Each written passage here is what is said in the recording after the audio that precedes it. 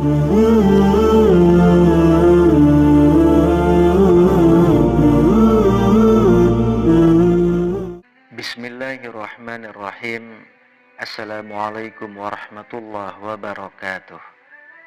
Allahumma sholli ala sayyidina Muhammad wa ala ali sayyidina Muhammad. Sahabat beriman yang dirahmati Allah, sebagai seorang muslim, penting bagi kita untuk mengetahui apa yang diperintahkan dan juga yang dilarang dalam Islam. Agama Islam telah dengan jelas memberikan panduan-panduan bagi manusia. Di antara panduan yang jelas tersebut adalah masalah larangan untuk memelihara hewan-hewan tertentu. Setidaknya ada 6 hewan yang dilarang dipelihara dalam Islam. Larangan-larangan tersebut telah disampaikan oleh Rasulullah SAW dalam beberapa hadisnya. Sehingga penting bagi kita untuk mengetahui dan menjauhi larangan-larangan tersebut.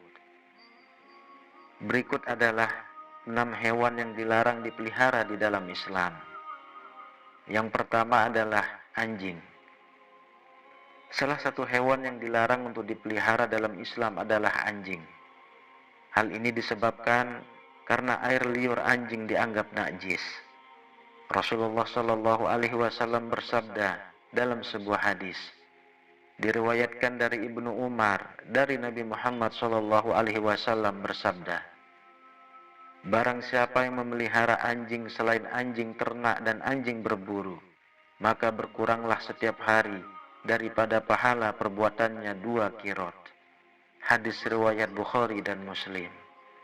Riwayat yang lain diriwayatkan dari Abu Hurairah radhiyallahu anhu. Ia berkata, Rasulullah SAW bersabda, barang siapa yang memelihara anjing kecuali anjing untuk menjaga ternak, berburu dan bercocok tanam, maka pahalanya akan berkurang setiap 1 hari sebanyak 1 qirot. Hadis riwayat Muslim dan Abu Daud. Hal yang lain, mengapa Islam melarang memelihara anjing? Karena malaikat tidak akan mendatangi rumah seorang hamba yang di rumahnya ada anjing. Hal tersebut diungkapkan oleh Rasulullah SAW saat mendengar cerita malaikat Jibril. Rasulullah pernah mengatakan, malaikat Jibril datang kepadaku, kemudian ia berkata kepadaku, tadi malam saya datang kepadamu, tidak ada satupun yang menghalang-halangiku untuk masuk kecuali karena di pintu rumahmu ada patung dan di dalamnya ada gorden yang bergambar. Dan di dalam rumah itu ada pula anjing. Oleh karena itu, perintahkanlah supaya kepala patung itu dipotong untuk dijadikan 2 bantal yang diduduki. Dan diperintahkanlah anjing itu supaya dikeluarkan. Hadis riwayat Abu Daud, An-Nasa'i, Tirmizi, dan Ibnu Hibban. Lalu yang kedua, ular. Ular juga termasuk hewan yang dilarang dalam Islam untuk dipelihara. Rasulullah SAW memerintahkan umatnya untuk membunuh ular jika bertemu dengannya, bukan untuk dipelihara. Hal ini didasarkan pada salah satu hadis yang menyatakan bahwa Rasulullah SAW memerintahkan untuk membunuh 2 binatang hitam ketika sholat, yaitu ular dan kalajengking. Hadis riwayat Tirmizi. Perintah untuk membunuh ini dimaksudkan ketika ular tersebut dalam keadaan mengancam. Jika tidak, maka tidak dianjurkan untuk dibunuh, apalagi diburu. Sebab pada dasarnya, ular juga merupakan hewan yang berada dalam rantai makanan, sehingga memusnahkan ular akan merusak keseimbangan alam. Lalu yang ketiga, elang. Elang adalah hewan yang dilarang dalam agama Islam. Selain merupakan hewan yang harus dilestarikan, elang juga termasuk burung pemangsa dalam siklus rantai makanan, sehingga membunuh atau memburunya akan menyebabkan ketidakkeseimbangan ekosistem. Selain itu, burung-burung, termasuk elang, juga umat dan hamba Allah, sehingga kita dilarang untuk memelihara, membunuh atau memburunya. Hal ini sejalan dengan firman Allah Subhanahu wa taala yang tertera dalam surah Al-An'am ayat 38. Dan tiadalah binatang-binatang yang ada di bumi dan burung-burung yang terbang dengan kedua sayapnya, melainkan umat juga seperti kamu. Quran surah Al-An'am ayat 38.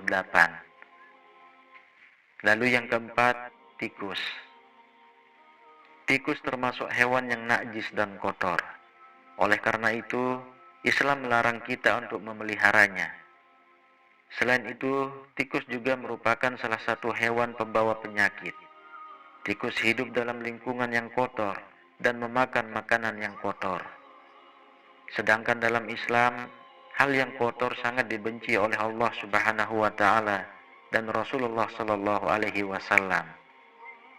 Kebersihan dan kesucian merupakan bagian dari iman dalam agama Islam, sehingga menjaga rumah dari tikus yang dapat menyebabkan penyebaran penyakit adalah tindakan yang sangat dianjurkan.